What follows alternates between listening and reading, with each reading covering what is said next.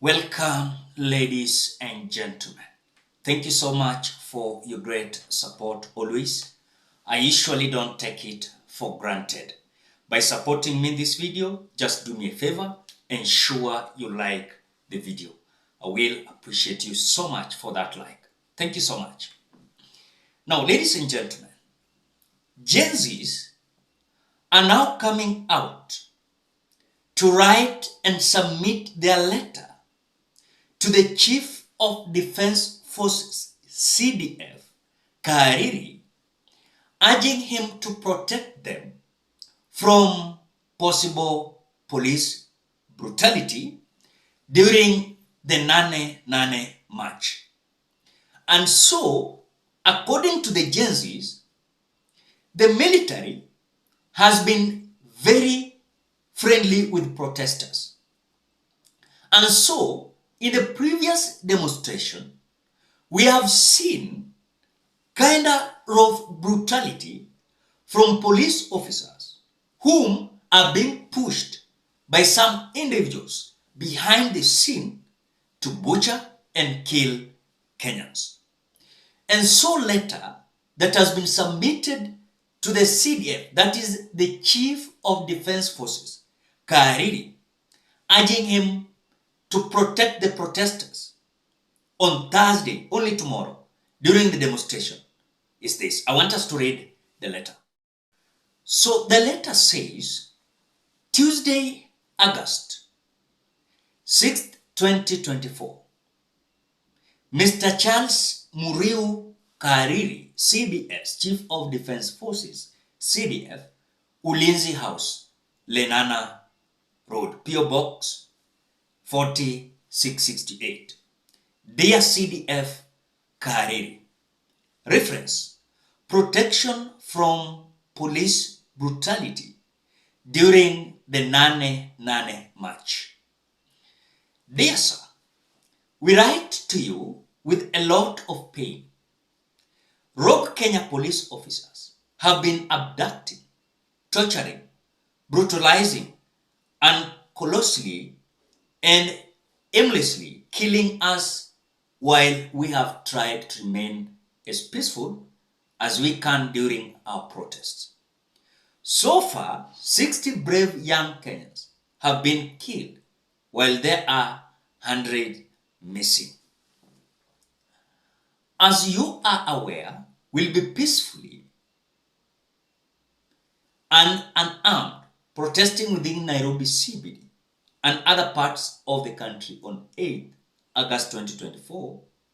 The reason for our peaceful demonstration is to end corruption, unemployment, especially to youths, incompetence, among other issues. Demonstration is a constitutional right enshrined in Article 37 of 2010 Constitution. We therefore humbly request you to protect us from killings and abductions by police officers. Police have been using live bullets and tear gas on peaceful protesters in contempt of a court order that prohibited them to use such methods while dealing with us. We thank you for your friendly and cordial interactions with us during our previous protest and commend you to maintain that level of professionalism. And so the letter says, concerned citizens, Mkenya daima, jeshi ni letu, fearless, tribeless, partyless. The Gen Zs. That is the letter. I want to ask simple question about this letter. You know, sometimes we must tell ourselves the truth. Here, we are here to tell the truth. Is there any impact of this letter? Secondly, is this letter coming from the Gen Zs, or it is just from some individuals who want to confuse this movement? another question is there power that the KDF are having through their leader CDF, KAHARIRI, to control the brutality that we are seeing from the police officers? Those are the questions we are asking ourselves. Because for me, I know everybody is having their duty. And this will depend with these individuals who are leading these bodies. For example, in police, we are having now, is he acting or the IG? The IG, acting IG Douglas Kanja. I think the letter could have been directed to the inspector, acting Inspector General Police Douglas Kanja, that please, we are going to demonstrate on 8th August Thursday. Your police officers wamekuwa wanatu abduct, brutalizing and killing us. We are requesting you as Kenyans, because the demonstration is a constitutional right enshrined in Article 37 of 2010 Constitution. We request you to support us by ensuring that we are going to be protected in this demonstration. But for me, this letter being directed to the CDF does not make sense to me. And my reason is this. It is not the KDF brutalizing Kenyans. So the letter is going on a wrong hand. This letter could have been directed to the acting IG, that is Inspector General Police Douglas Kanja. So those who wrote this letter, claiming that now they are directing to CDF, they are insinuating something that I want to tell you. They are not Gen Zs. According to me, this letter, someone who has drafted it, you want to create kind of a, let me say, you cannot tell me that you are addressing the CDF and we don't have issues with CDF. And CDF will not come out and say, police officers, stop brutalizing Kenyans. It is not the duty of KAHARIRI, who is the CDF. It's not the duty of the Chief Defensive Forces to come out to tell police officers, nyinyi, musijaribu kuabduct wananchi. It's not his duty. The duty of Inspector General Police is to ensure that the police officers are not going to abduct people. They're not going to brutalize Kenyans. They're not going to kill them. And they're going to protect. And protect the demonstrators. Another thing, they must ensure they protect the properties. Those who are going to try to loot the public property, armed with lethal and blunt objects, must be arrested. And so for me, mimi nilisema tutaambiana ukweli.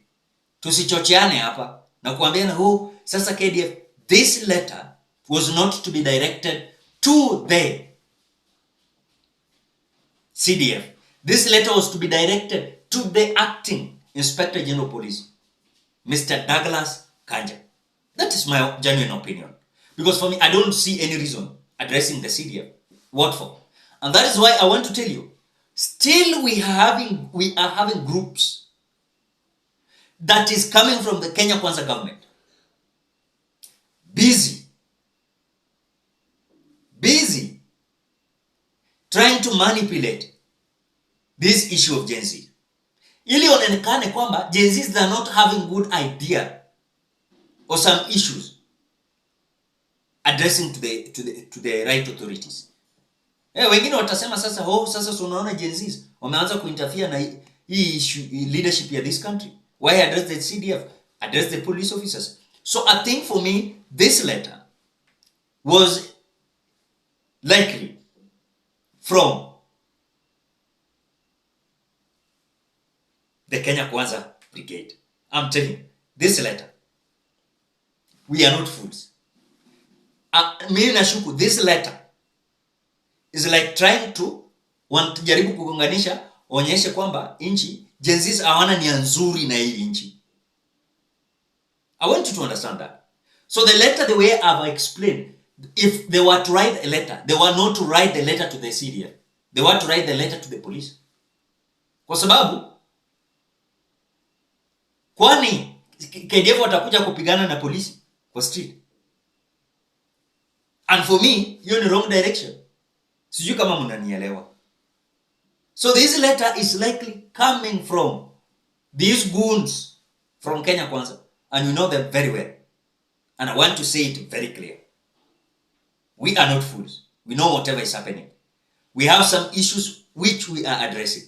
We don't want to put the KDF and police in a kind of way that now they will fight each other. No, that is not our duty. The duty is we are having some issues we are addressing. Ladies and gentlemen, are you supporting me that it was not a right letter to be directed to the CDF? Rather, it could have been directed to the IG of police, the Inspector General of Police, so that they can be questioned about the brutality and the issues that are arising about abduction and killings. What do you think? Am I right or wrong? Maybe I might be wrong or right. Drop your opinion at the comment section below. Otherwise, thank you so much because of your great support. Please consider subscribing, liking, commenting, and sharing this video. Bye bye till you meet in another video.